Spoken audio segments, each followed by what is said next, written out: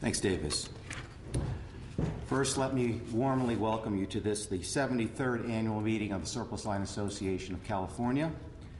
Les Ross, as our 73rd chairman, demonstrated the natural benefits of hard work.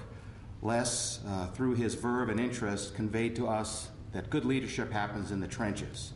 Les understands that the relationship between the regimental officer and the ordinary soldier is crucial. With Les, we at the SLA always know the current state of his vision, how well we are doing, and what needs to be done to improve. Les, please know this is a culture that we are proud to be part of, and we thank you for a great year. Thank you, Ted. Now, first business item, export list. The California Department of Insurance held an export list hearing on December 6th of 2010. Greg Krause of member firm Krause & Associates testified on behalf of the SLA. Greg suggested to the department that all coverages currently on the export list should remain on the export list through 2011. Greg also recommended that landslide coverage and primary flood coverage and a combination of these two coverages should be added to the export list, as requested by Polton Associates, a non-resident surplus line broker in Salt Lake City, Utah. We provided evidence to show that there is not an adequate market among the admitted carriers for these perils, and therefore they should be exempt from the diligent search report. We have not yet heard from the department if they're going to add these items. We expect to hear from them in the coming weeks when they reissue the export list. The 2010 important SLA bulletins.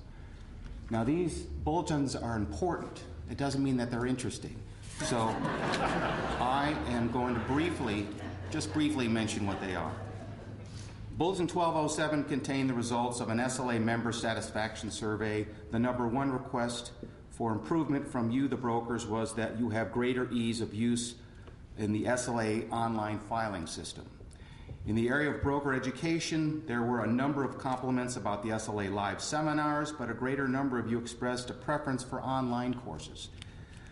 We were pleased to learn from the survey that the vast majority of respondents are satisfied with SLA services, with our method of information delivery, and said that their needs are being met by the association. Bulletin 1211 announced that the broker and surplus line insurers, two brokers and surplus line insurers, a 6% reduction in fees for applying to be on the list of eligible surplus line insurers, or Leslie. So on July 1, 2010, the fees for being on the Leslie went down to $4,593 for initial application, and renewal applications are now only $2,296. Bulletin 1213 describes the Non-Admitted Reinsurance Reform Act, which we have already discussed briefly. The provisions within this bill came from the Wall Street Reform and Consumer Protection Act passed by Congress on July 21, 2010. And again, we'll hear more about this from our General Counsel, James Woods of Dewey LaBeouf. Bulletin 1224 announced that the CDI, or California Department of Insurance, online broker agent license renewal service was now being made available to surplus line brokers for the first time. Lastly, Bulletin 1226 provided a full analysis of the two major surplus line laws adopted by the California legislature in 2010. This bulletin had to be reissued the day before yesterday to clarify how it's being implemented by the Department of Insurance. Jim Woods will provide us more information on those bills as well. Moving on to the adoption of Infinity Software's SLIP product for electronic filing. The SLA has engaged the services of Infinity Software, a Tallahassee-based firm that created the Florida Surplus Line Services Office computer system, as well as the computer systems for the Surplus Line Association of Mississippi, the Surplus Line Association of Washington State, and of Nevada. The product being modified to work within the SLA of California is called SLIP, as I said, and will provide you, the brokers, with an automated electronic filing system that allows you to fully view the status of your filings, your tags, and payment of the stamping fees. SLIP will also reduce the time and cost of SLA filings, increase filing accuracy, provide convenient batch filing upload capability for high-volume filers. It has a robust reporting tool and a document management system. We'll probably release this product to you later in the third quarter of this year. Changes within the California Department of Insurance. Newly elected Insurance Commissioner Dave Jones outlined his top 3 priorities on January 3 as follows. 1. Implementation of federal health care reform. 2. Protection of consumers. And 3. Ensuring that California has a competitive and viable insurance marketplace. The Commissioner knows that California needs to implement, through the state legislation, the surplus line provisions of the Not Admitted in Reinsurance Reform Act passed by Congress. This bill includes eligibility criteria for not admitted insurers, authorization to collect and disperse premium taxes when California is the home state. In addition, when California is the home state on multi-state policies, it would allow California to distribute the taxes. The provisions of the NRA go into effect on July 21, 2011, so California must enact an urgency bill to bring the state in compliance with this new federal law. Again, we'll hear more about this from James Woods. Commissioner Dave Jones' key appointments so far are Nettie Hogue as Chief Deputy Commissioner, Janice Rocco as Deputy Commissioner of Health and Policy, Michael Martinez as Deputy Commissioner and Legislative Director, Jeff Margolis as Special Counsel and Deputy Commissioner, Chris Schultz as Deputy Commissioner of Community Programs, and Patricia Tonoso-Sturdivant as Deputy Commissioner of Policy. Moving on to the 2-hour online training slides. Now, this is an area that we're a little concerned there may be a lack of compliance. AB 1699 of 2008 created a new section of law, Section 1765F of the California Insurance Code. It requires all surplus line insurance workers involved in surplus line transactions, whether they are licensed as surplus line brokers or not, they must complete a 2-hour training course in California surplus law and regulation once every 5 years. The 2-hour training became available on the SLA website on June 2, 2009, and has been improved twice since. Completion of the training slides results in the issuance of a certificate of completion from the SLA to the trainee. Again, this training certificate must be renewed once every 5 years, but everyone in this room involved in surplus line transactions should have a certificate in their name. Slides are available on the SLA homepage. It's a 2-hour slide presentation. Moving on to the 3-year exam. The SLA is currently undergoing a 3-year examination mandated by the Insurance Code.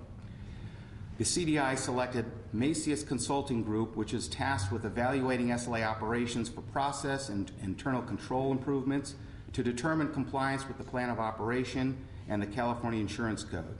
They are evaluating the adequacy and reasonableness of the stamping fee and expenses. They're assessing IT operations and controls for potential improvement, and they will evaluate progress made towards the recommendations of the previous 3-year examination. The final report will be made available to the Department of Insurance in April 2011.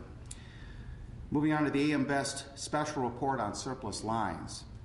The annual report issued in September of 2010 demonstrated that the surplus lines insurance industry's direct premiums written, or DPW, declined for a 3rd consecutive year in 2009. The 4.1% decline was better than the previous year's 6.2% decline, but higher than the overall property casualty industry's DPW decline of only 3.3%. A major source of pricing pressure and profit margin compression comes from the standard market carriers that write risks traditionally insured in the surplus line market, for those of you who didn't know. Recessionary economic conditions, volatile financial markets, and competition from Bermuda-based carriers are added challenges to the surplus line market, according to AM Best. The good news is surplus line specialists, particularly among the market leaders, which are the top 10, generated considerable operating profits and returns on both revenue and surplus. Surplus line specialists in 2009 released a significant percentage of prior year loss reserves relative to net premiums earned, as did the P&C industry, which led to a sizable benefit on their year-end combined ratio. SLA educational seminars. In 2010, we heard you loud and clear that you want SLA live seminars to be held throughout the year. In 2011, we'll hold 8 seminars, twice each, to serve both Southern and Northern California. Moving on to the congressional effort to regulate insurance. We have word that within the first year of the 112th Congress, the current Congress, there is unlikely to be any movement on a bill to create national charters for insurance carriers, which in turn would allow them to bypass state regulation. This is good news for the surplus lines market, as it is very possible that if federal charters would alter the insurance distribution system if a new league of national and international carriers are given freedom of rate and form to compete directly with the surplus lines market. On another front, we'll be watching very carefully how the new Federal Insurance Office, FIO, within the U.S. Department of Treasury decides to use their new acquired subpoena power for gathering insurance information from both public and private sources. Now, a housekeeping item, voting procedures. Please know the SLA Constitution defines a quorum at annual and special meetings of the association to mean 1/3 of the resident members who have made one or more regulatory filings with the SLA in the past 12 months. What this means in plain English is to be eligible to vote for our slate of new leaders, you must be a resident licensed surplus line broker who has made at least one SLA filing in the past year. In addition, organizational licensees can assign one designated representative to vote on behalf of their organizational license, but only if that organization had filed with the SLA in the past year. The election of SLA officers will continue by email after this meeting, as we assume we did not achieve a quorum at this meeting. Under the SLA Constitution, 373 licensees are eligible to vote, approximately 12% of the 4,342 licenses. We need 1/3, or 125 of these licensees to cast their vote in favor of the slate to achieve a quorum and thus elect our officers and executive committee members. The electronic ballots will be sent shortly after this meeting. For those who are eligible to vote and vote today, please know your vote will be counted. Now, I'd like to briefly thank the SLA staff managers who help make our organization run. When I call your name, please raise your hand or stand up briefly. Joy Irvin heads the stamping office as director and serves as chief operating officer, responsible for overseeing operating departments, the administrative functions of accounting, payroll, purchasing, banking, and financial investments. Joy prepares and presents the annual budget and quarterly financial statements and interfaces with our outside controller and our auditors for the annual financial audit. Linda Chang. Linda Chang is our financial manager. Linda and her department coordinate the SLA participation in the Security Review Program for the Insurance Commissioner's List of Eligible Surplus Line Insurers, or Leslie. Linda represents the SLA at monthly meetings with the California Department of Insurance and provides input on SLA compliance with the SLA Plan of Operations, which is an agreement between the SLA and CDI as to what we do for the department. Pat McCauley, CPCU ASLI, is our manager of data processing. Pat and her department are responsible for receiving, processing, recording, and storing required filings under the California Insurance Code. They also invoice and collect stamping fees from the brokers for document processing in accordance with the Insurance Code. Vienna Murray is our education manager. Vienna and her department provide guidance, education, and support to the association membership and interested parties in the understanding of current surplus line regulatory matters. Vienna works with our education committee to develop and provide continuing education seminars throughout the state of California and works closely with various divisions and bureaus within the California Department of Insurance. Finally, as our information technology manager, Michael Cataregli and his department are responsible for all computing technology, office equipment, and telecommunications at the SLA. Mike is responsible for ensuring that all internal employees and SLA members have the automated tools they need to access information and process policy filings. The information technology department supports our end users 24 hours a day, 7 days a week, and continually keeps up with the industry trends related to technology and automation in the surplus lines market. All of these managers are dedicated, hardworking individuals who make the SLA run. I thank you and your professional staffs for a great operating year in 2010. I also want to thank the professional staff of the California Department of Insurance for their teamwork and cooperation as we enter another wave of changes in the surplus lines section of the California Insurance Code. And of course, many thanks to all of you, the brokers, for your attention to the rules and regulations of surplus lines insurance in California. Please know that I am very pleased to be your executive director, and I appreciate it very much. Thank you. Welcome to our annual meeting.